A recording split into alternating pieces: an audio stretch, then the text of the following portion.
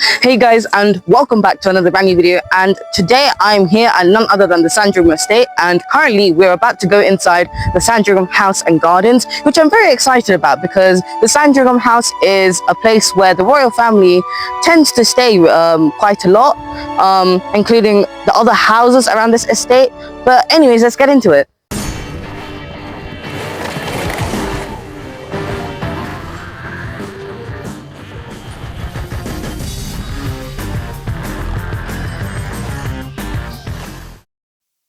We started off by entering the Sandringham Estate.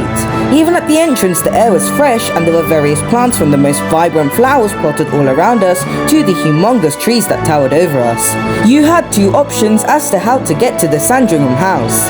You could either hitch a 2-minute ride on a minibus-like vehicle or just have a 10-minute stroll to the attraction. We decided to walk, as not only was it good exercise, but you could also go anywhere where you wanted to explore. This place and its gardens were vast. In fact, the garden and country park comprised 600 acres of the estate, with the garden extending to 49 acres. The landscape gardens, park and woodlands are on the National Register of Historic Parks and Gardens. Aside from the facts, it was amazing walking through every single bit of these gardens, and except for the pathways, there were lush plants in every single area imaginable. It is absolutely stunning, but we were here for something even better. So I'm currently outside the Sandringham House and we are about to go into it. However, unfortunately, we are not allowed to take videos inside the house. So once I come out, I will tell you my experience.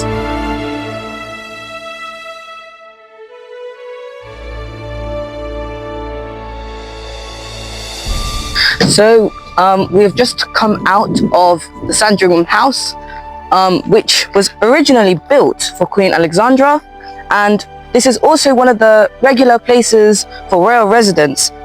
The royal family also usually spend their Christmas here, and they usually have their Christmas meal every year over here. During the summer, the royal family usually come to stay at the Sandringham Estate, and they stay in smaller properties in the estate. We've also learned some history that I would like to narrate to you. So yeah. Before I narrate the history of the Sandringham House, I would like to quickly talk to you about this statue of a horse called Estimate. Estimate is an Irish-bred British trained thoroughbred racehorse who won the Queen's Vase at Royal Ascot as a 3-year-old. As a 4-year-old, she won the Sagaro Stakes before returning to the Royal Ascot to win the Gold Cup. She was owned by Queen Elizabeth II and trained by Sir Michael Stout. Moving on from Estimate the horse, I'm going to finally narrate to you about the history of the Sandringham House that I learnt about when I was inside the massive building. Located in the Norfolk coastal area of outstanding natural beauty, Sandringham House has been the private house of 5 generations of British monarchs. Once described as the most comfortable house in England, the house has remained a place where members of the royal family enjoy relaxing and country pursuits, and is traditionally where they spend Christmas. Sandringham was the setting for Queen Elizabeth II's first televised Christmas broadcast and one of the first houses in the country to have showers. Each monarch in turn has helped it to evolve and develop over the decades. The main part of the house was completed in 1870, then a ballroom was added by 1883 and new guest and staff accommodation in the 1890s. In 1975, over 100 rooms in the service wing were demolished to remove dry rot, save on heating costs, and move the kitchens closer to the dining room. These altercations, along with other changes, combined to create the house on display today, which so many visitors from near and far come to experience and enjoy each year.